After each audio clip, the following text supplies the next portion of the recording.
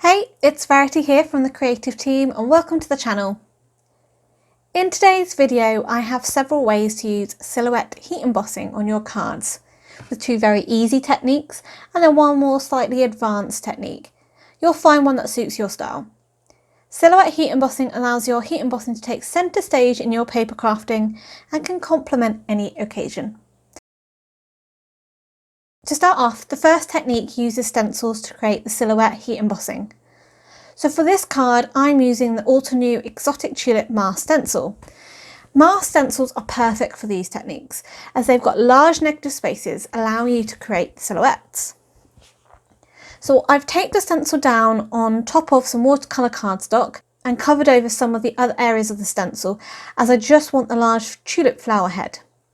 Now, I'm using my Wow Clear Ultra Slow Dry Embossing ink, and I'm just pushing the pad down over the negative area to transfer the ink onto the card. I find it best to do this a couple of times just to ensure that you've covered the area quite well. After removing the stencil, I'm covering this in Oasis embossing powder, which is a gorgeous strong bright teal colour. Then I'm using my dual speed heating gun on setting 2 to heat set the powder. This mask stencil also allows you to add on the stem to the flower, and as this stem is much thinner, I've again used tape to position the stencil, but instead of pushing the whole pad down and wasting a lot of ink transferring onto the stencil, I'm using a sponge dauber. So I'm pressing the dauber into the pad and then sponging the ink over the stem. This was covered with metallic platinum embossing powder and heat set. So to create the background, I decided to use up some leftover ink I had from ink blending one of the cards later on in this video. I sprayed the leftover ink with some water, and the ink colours used were Juniper Mist and all that jazz from Catherine Paula Designs. Next, I'm just taking the card and smushing it down into the ink and picking up the colour. Now, if I was to make this card again, I'd probably do the background first and then add the silhouette heat embossing, based on how the background turned out. That's just my personal preference. In the end, I wasn't really overly happy with how the background turned out, and so later on I decided to die cut a circle out of the card to use that instead. For the second technique, we are using simple stamping to create the silhouette. When using stamps for silhouettes, you need to look for solid images, and the Altenew Leaf Cluster stamp set is great for this. With this card, I plan to create a whole background, and to make it easier to handle the card, I created a makeshift handle with some repositional tape and leftover card. This just allows me to pick up the background without getting my fingers all over it, and of course, sticky fingers and embossing powder doesn't mix well. After I was happy with the position of the leaves, I closed the door to pick up the stamp. Silhouettes are often dark in colour, and if you haven't got many dark embossing powders, then you can use another trick to create something similar. Stamp the images in a dark ink colour. Here I'm using Juniper Mist again. Once you've got a good coverage of your stamped images, you need to leave the stamps in the card panel in the same position in the Misty. Fortunately, I've got a little small defect in my leaves on my stamp set, but otherwise these stamped really well. Clean off the stamps to remove any ink. Now, with Catherine Paula inks, you can easily squirt them with water and use an old cloth to clean them up.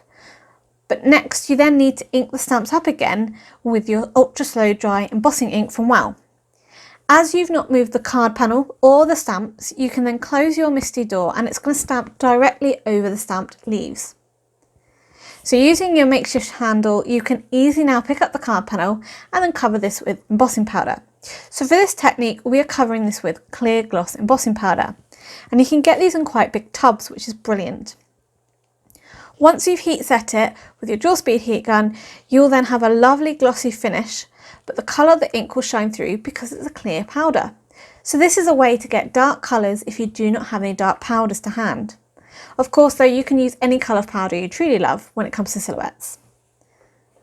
To add more drama to the background, you can now apply ink around the edges with a blending tool, as the embossing will start to resist the ink.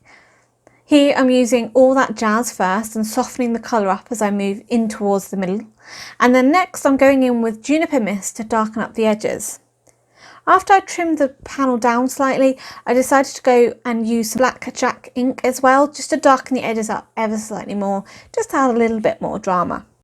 For the last technique, we're using double stamping for the silhouette heat embossing. When you wish to do this technique, you need to look for stamps where the outline of the photopolymer mimics that of the actual stamped image. Some stamps will not have the same shape as the actual image of the stamp and therefore won't really work. Here I'm using the flower from the Mama Elephant Pretty Lovely stamp set, and I'm positioning this with the normal stamp side of the stamp facing up towards me, so positioning it the wrong side down on the cardstock. Next, I'm closing the MISTI door to pick up the stamp and then covering the back of the stamp, which is now accessible, with clear ultra slow dry embossing ink. When you close the MISTI to stamp, the ink from the back of the stamp is going to transfer onto that paper. So this was covered with Oceanic embossing powder, a gorgeous dark blue teal, and then heat set. And as you can see, once it's been heat set, we have a lovely silhouette of that flower heat embossed instead of the actual lines of the flower stamp. However, it does look a little bit plain here, and it may not be obvious to everybody what it's meant to be. So there is a way to add the stamping over the top. As we stamp the back of the stamp, we need to stamp the mirror image of the flower. So position your card back into the MISTI and position the stamp back over the heat embossing so the back of the stamp is lying on top of the heat embossing. For the next step, you need a solid block stamp, and this mirror image from My Favourite Things is great for this. Position the mirror image stamp over the silhouette and close the door so the MISTI picks up the mirror image stamp block. Now, I'm applying ink to the flower, but to prevent any extra ink getting on my card panel, I'm doing this off to one side. And you need to apply that ink to the line side of the stamp, the right side of the stamp. With the ink applied, just put the stamp back over the silhouette, as you did previously with the back of the stamp facing downwards, and close your MISTI door. The ink from the flower stamp will then transfer onto your mirror image stamp. And once you open up the MISTI again, you can remove that flower stamp and close the door again. So this is now allowing the ink to transfer off the mirror image stamp block on top of your heat embossed silhouette. This was covered with metallic platinum and then heat set, and as you can see, the line image of the flower now sits perfectly within that silhouette and shines beautifully. For the stencil card, I mentioned I die cut a circle from the background, and then I wanted to add a circle frame over the top. To step the frame up, I smooshed ink onto the circle and then covered this with metallic platinum sparkle, which has a glitter in it. A tip for heat embossing glitters is to heat from underneath. This allows the powder to melt and trap the glitter in it, but if you heat from above, you may blow the glitter off before the powder has had a chance to melt and trap that glitter. The double embossed silhouette was then adhered to a white card, and a white die cut frame, which was scored at 1/4 inches horizontally, was then foam mounted over the top. All 3 cards were finished off with a white heat embossed sentiment, and a selection of Nouveau drops were added in a range of colours. I find it easiest to colour match your drops if you have a swatch of your drops on small sheets of acetates, as you can then position these over the card and clearly see if the colour matches well. If you enjoyed today's video, please give it a thumbs up, and why not subscribe to the channel. Don't forget to hit that bell icon to be notified when the next video is up. If you'd like to check out my personal channel, Pretty Little Button, I've also included a link here as well as down below. Also, why not check out this other video for some more inspiration. Until next time, happy crafting!